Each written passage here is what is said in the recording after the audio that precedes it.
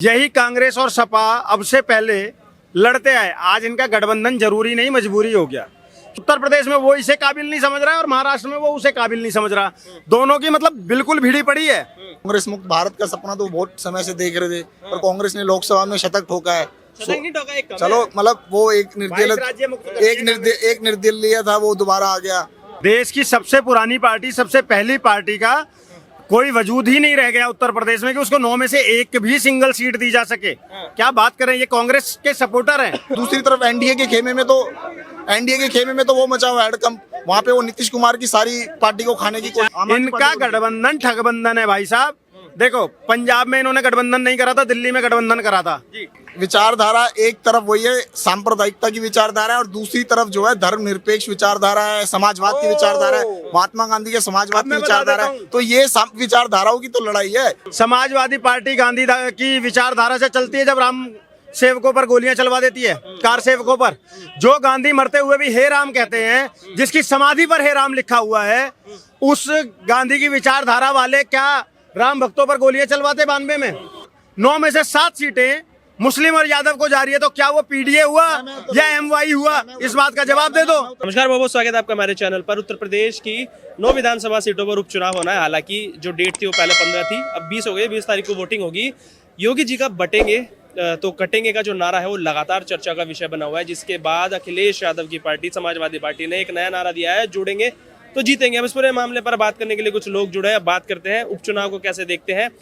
महाराष्ट्र में भी चुनाव है, कुछ लोग जुड़े हैं, उनकी राय जानेंगे।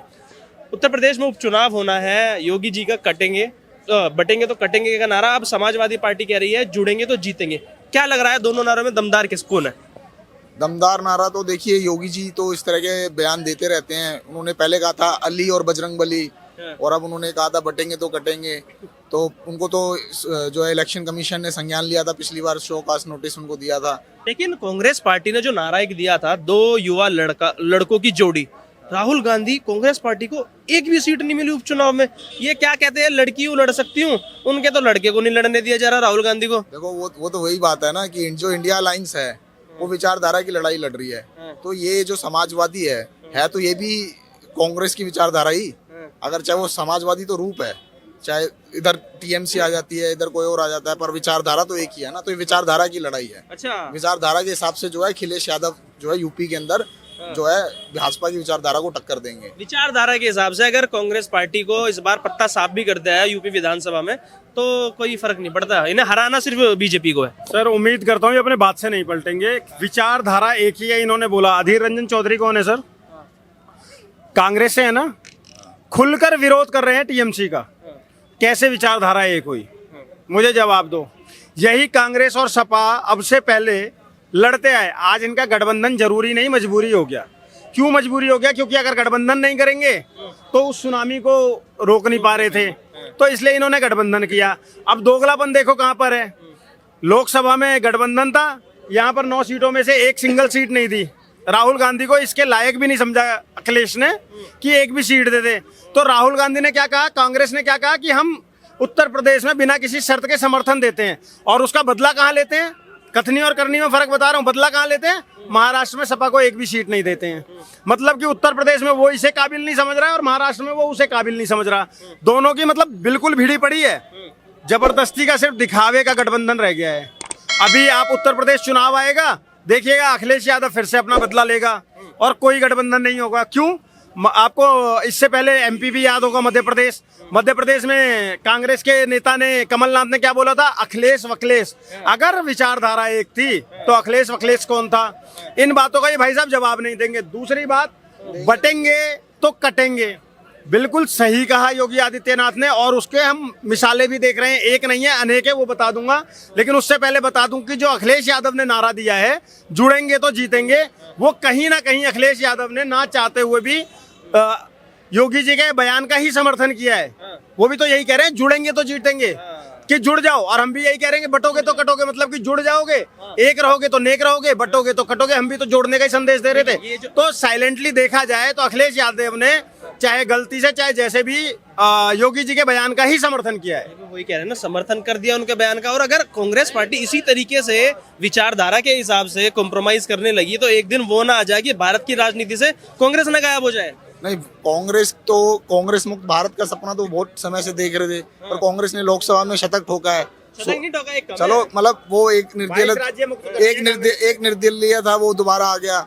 तो ये विचारधारा की लड़ाई ज्यादा है, और ये हमें अपने गठबंधन की चिंता कर रहे हैं। तो भाजपा का जो गठबंधन है, आप ये देखो कि वहां पर बीजेपी जो है वो नीतीश कुमार की पार्टी के लोगों पर रेड पड़वा रही है, ईडी सीबीआई भेज रही है। तो वो तो एक ऐसा अजगर है जो अपनी पार्टी को निगल लेना चाहता है, चाहे वो जेडीयू हो यहाँ पर या कोई और गठबंधन हो। आज कोई भी लेकिन उनके वो साफ तो लड़ी रहे ना, ऐसा तो नहीं हुआ कि एक भी सीट भाजपा को नहीं दी जा रही। उपचुनाव में तो सीधा सीधा हो गया कि एक भी सीट कांग्रेस को नहीं दी है, विलुप्त हो जाएगी, कांग्रेस मुक्त भारत हो जाएगा, बीजेपी का सपना सच हो वहाँ जाएगा। पर तो कांग्रेस का इतना प्रभुत्व था ही नहीं कि वहाँ पर वो हो, क्योंकि कांग्रेस, हाँ नहीं, उस क्षेत्र में नहीं था एक प्रभुत्व। सेकंड, आप समझ रहे हैं, देश की सबसे पुरानी पार्टी, सबसे पहली पार्टी का कोई वजूद ही नहीं रह गया उत्तर प्रदेश में कि उसको 9 में से एक भी सिंगल सीट दी जा सके। क्या बात करें, ये कांग्रेस के सपोर्टर हैं, और इनकी नजर में ही अगर कांग्रेस का वजूद नहीं रह गया है तो कांग्रेस मुक्त भारत का सपना तो साकार हो ही रहा है ना। और ऑलरेडी हम लोग 22 राज्यों से तो कांग्रेस मुक्त कर चुके हैं ना, उसमें ये बात ही नहीं करेंगे।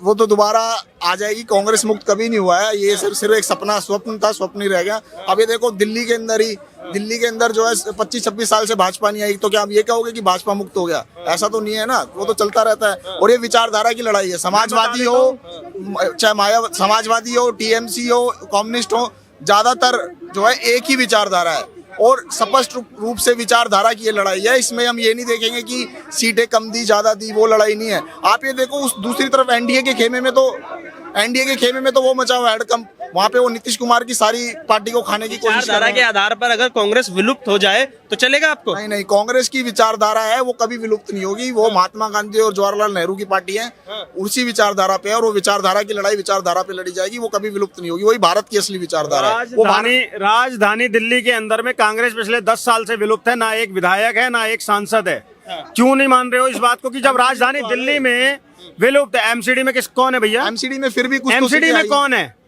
कौन है एमसीडी में? आप बताओ ना। आम आदमी पार्टी है, कांग्रेस है? पर या तो आप ये बोलो कि आम आदमी पार्टी को आप कांग्रेस की तरह देखते हो, तो हम मान लेंगे कि हाँ, कांग्रेस की सत्ता है दिल्ली नहीं में। देखते, आम आदमी बोलो, पार्टी नहीं देखते हम। आम आदमी इनका पार्टी को गठबंधन ठगबंधन है भाई साहब। देखो, पंजाब में इन्होंने गठबंधन नहीं करा था, दिल्ली में गठबंधन करा था आम आदमी पार्टी के साथ। ऐसे ही उत्तर प्रदेश में अखिलेश के साथ हुआ था, और जो इनका गठबंधन था सबसे पहले उसको टूटते टूटते तृणमूल कांग्रेस ने इनके साथ गठबंधन नहीं किया था। आज महाराष्ट्र के अंदर में इन्होंने सपा को एक सिंगल सीट नहीं दी। अखिलेश ने उस अपमान का बदला लिया, 9 में से एक भी सीट इधर नहीं दी उत्तर प्रदेश में। उत्तर प्रदेश में 27 में चुनाव होंगे, देख लेना। इनका गठबंधन मजबूरी ही होगा। जब इनको लगता है कि हाँ, बिल्कुल भी दाल नहीं गलेगी, तब ये मजबूरी में गठबंधन कर लेते हैं, वरना ये एक दूसरे के दुश्मन है।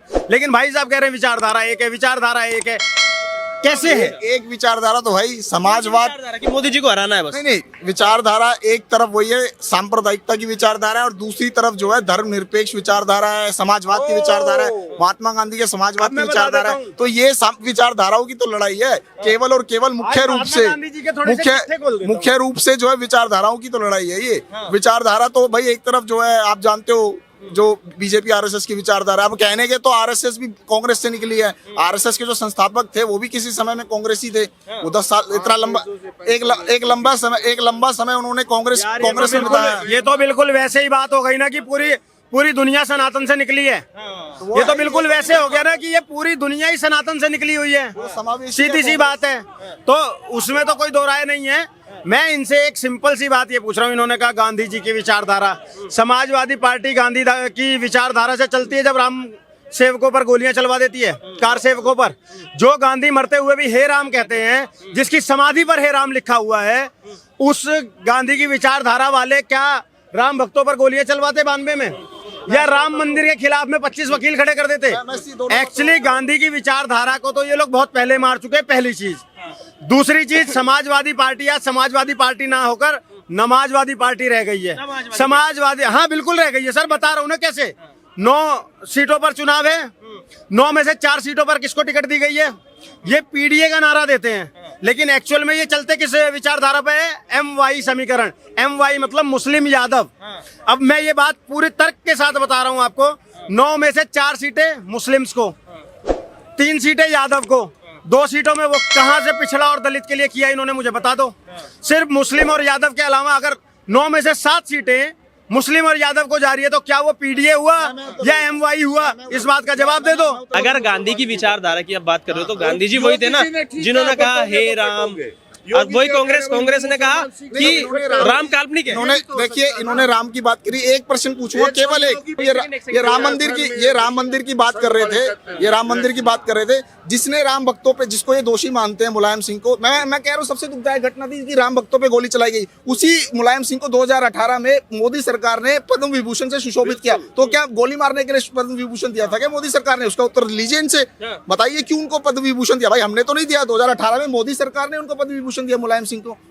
जवाब, मुलायम सिंह यादव को पद्म विभूषण दिया गया भारतीय राजनीति में उनके योगदान के लिए। लेकिन एक सेकंड, लेकिन इसका मतलब ये बिल्कुल भी नहीं है हम सनातनी लोग हैं, हम राम भक्त हैं। हमारी नजर में चाहे उसको पद्म भूषण नहीं, पद्म विभूषण नहीं, उसको भारत रत्न भी दे देते, हम तब भी उसको मुल्ला मुलायम ही कहते, और हमारी नजर में वो तब भी दोषी ही होता। ठीक है, मैं भारत की जनता हूँ, मैं ना कांग्रेस का प्रवक्ता हूँ, ना भाजपा का प्रवक्ता हूँ, ना किसी का प्रवक्ता हूँ। हाँ, आरएसएस की विचारधारा रखता हूँ, और आरएसएस के लिए जब मर्जी जिसको डिबेट करनी हो ना, तथ्यों के साथ में बैठ के कर सकता हूँ। ठीक है, स्वयं सेवक जो है ना, वो आज देश की सेवा में लीन है। किसी के बस की हो ना, उतना समर्पण करके देश की सेवा में लीन होकर दिखा देगा तो मान लूंगा। लेकिन यहाँ पर जिस विषय पर मुद्दा चल रहा था, अब मैं बता देता हूँ, बटोगे तो कटोगे के तहत हो रहा है या नहीं हो रहा है, ये भाई साहब इधर उधर बता देंगे। अभी इनसे पूछ लूंगा ना, ध्रुव त्यागी की हत्या क्यों हुई थी, ये नहीं बताएंगे। कमलेश तिवारी की हत्या, ये नहीं बताएंगे। राम गोपाल मिश्रा की हत्या पे नहीं बताएंगे, चंदन गुप्ता की हत्या पे नहीं बताएंगे, निकिता अंकिता दिलबर नेगी इनकी हत्या पर ये नहीं बोलेंगे। अभी जो खालिस्तान के अंदर में हिंदू मंदिर पर हमला हुआ, उस पर नहीं बोलेंगे, ये समझ गए, उस पर नहीं बोलेंगे। मणिपुर इसको याद आ गया, ये संदेश खाली पर नहीं बोलेंगे। ये लोग कांग्रेस के वो चाटुकार हैं जिसकी चाट के जीभ घिस चुकी है, लेकिन फिर भी चाटना बंद नहीं कर रहे हैं। डिबेट चल रही थी उत्तर प्रदेश चुनाव पर, मुझे लगता है उत्तर प्रदेश चुनाव पर जवाब देकर दिखाइए ना। मैंने प्रूव किया है कि वो एमवाई समीकरण से चल रहे हैं। एमवाई समीकरण को आप झुटला दो। अगर 9 में से 7 सीटें मुस्लिम और यादव को मिली है, तो क्या वो एमवाई समीकरण हुआ या नहीं हुआ? वो पीडीए कैसे हुआ, ये जवाब दे दे। मैं उत्तर देता हूँ। देखिए, पहली बात तो है कि प्रभु श्री राम का आशीर्वाद जो है इंडिया अलायंस के कैंडिडेट समाजवादी पार्टी के नेता को मिला है लोकसभा इलेक्शन में, तो ये बात तो सिद्ध होगी कि प्रभु राम ने किसको आशीर्वाद दिया है। और दूसरी बात, ये हमेशा एमवाई करते हैं। अरे जब हम कह रहे हैं कि हमारे साथ सब तबकों के लोग हैं, ये तो इनका आरोप है ना कि मुस्लिम यादव के समीकरण से हम जीतते हैं। भाई हमारे साथ तो दलित भी हैं, हमने दलित एमवाई फैक्टर तो उन्होंने ही बोला है, थोड़ी ना बीजेपी ने बोला है। एमवाई तो वही बोलते हैं। आपने एमवाई फैक्टर क्या है बताइए, वो आप फुल फॉर्म बताइए। एमवाई यादव फैक्टर आप बोलते हो ना, हम नहीं बोलते। ये अखिलेश ने जो एमवाई फैक्टर दिया था वो क्या है, आप बताइए। हमारे एमवाई क्या है ये बताइए। हमारे लिए सारे नहीं, एमवाई क्या है? हमने एमवाई पे जवाब दो, फिर पीडीए पे लूंगा। जो उसका जो एमवाई पे बोलो, फिर पीडीए पे लूंगा। अयोध्या में एमवाई से आया कोई कैंडिडेट? एमवाई से मैं अभी जिस पे बात कर रहा हूँ उसका बताओ। एमवाई क्या है ये गलत है ना वो। एमवाई क्या है? अखिलेश यादव कहता है एमवाई समीकरण, वो है नहीं है, नहीं। ये बताइए, अगर वो पीडीए बता दो क्या है। नहीं, पिछड़ा दलित मुसलमान, पिछड़ा दलित और आदिवासी अल्पसंख्यक अल्पसंख्यक मुसलमान बोला पहले मुसलमान बोला था। अब मेरा जवाब इस पे है, देश के सवर्णों, सुन रहे हो ना, पिछड़ा दलित और अल्पसंख्यक, उसमें आदिवासी भी नहीं आ रहे हैं। ठीक है, एक सेकंड, और सवर्ण नहीं आ रहे हैं। ये बात ध्यान रखना उत्तर प्रदेश के उपचुनाव में कि अखिलेश का समीकरण पहले मुस्लिम यादव था और अब सिर्फ पिछड़ा दलित और अल्पसंख्यक है। ये भाई कह रहा हूं, उनका प्रवक्ता। मैं आज कह रहा हूं सवर्णों से हाथ जोड़कर, एक तरफा एक बार वोट भाजपा पर देके देख लो।